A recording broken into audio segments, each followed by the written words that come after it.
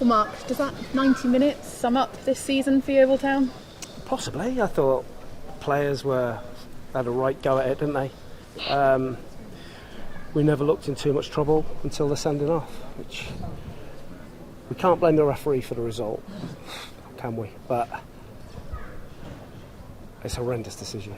Some of the decisions were disgusting. It's never a sending off. We should have a red card.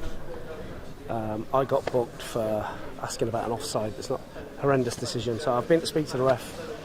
Can't explain it, but over the season, it's clear where we are, why we are, and that's not just the forwards. It's the whole team we have to hope score enough goals. I know you say it wasn't a sending off, but did Chiori give him a decision to make when he's on a booking? Yeah, but every foul the referee gave today in the first half was a booking. I said to him, doesn't understand the game, because you are allowed to make a tackle without getting booked. Not every tackle has to be a yellow card, but that's game understanding from a young referee, so he'll learn from that. And in terms of the first half, the sending off was a bit of a sucker punch because you again had a lot of play, but no real clear-cut chances. That's it. I thought we were really comfortable in the game. We talk about tactics. We played two up front, played one in behind. We played high wing backs to try and get crosses in the box, and we had really good opportunities in and around the goal. But that final piece is what was missing, and it didn't have to be like this. In sort of 5-6 weeks ago, even less. But the players that we wanted to bring in, one of them's now going to keep Torquay up by the looks of it, and it just didn't happen. But we have to learn from that. So you wanted to bring Frank Newell in, and you weren't able to? No, the deal was done. Frank was coming on a 5-week deal, and it didn't happen. But listen, that's the way it is, and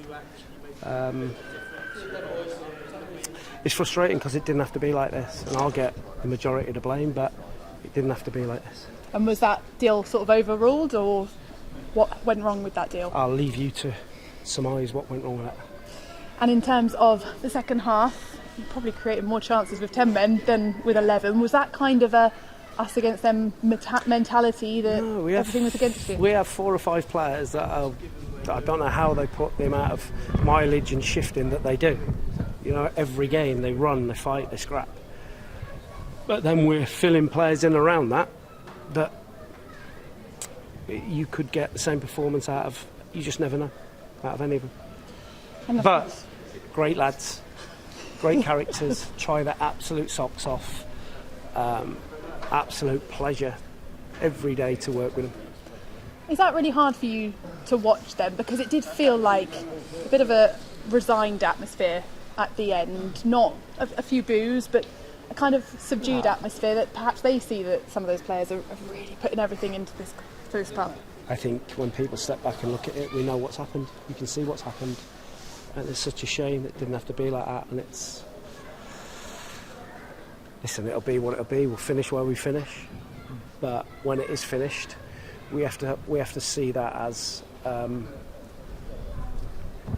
the football club have to see that as a real opportunity to build and say, right, that's rock bottom. We have to start again now, and we have to put things in place and do things right, and be a real professional football club. And we've spoken a few times about the past few weeks because it does feel like the form has just dropped like a stone. You put that down to the transfer window? It's a combination of things. We played brilliantly well against Eastleigh, and then after that, carnage, and we've hardly won a game since, or we haven't won a game since. And you speaking there like you still want to be here whatever division Yeovil are in? Oh, I love it. I'd love to be here. I know supporters hate me at the minute, but a lot of it's been out of my control. I'll take course, but a lot of it's been out of my control, and I just hope that the club move professionally and properly forward. So that's 6 points adrift with 4 to go. It feels like perhaps too much to do. Never know, do you? You never know. It's people would say Huddersfield were dead and buried, and they get results out of nowhere. Torquay sign the right players and win 4 on the trot. It's no secret.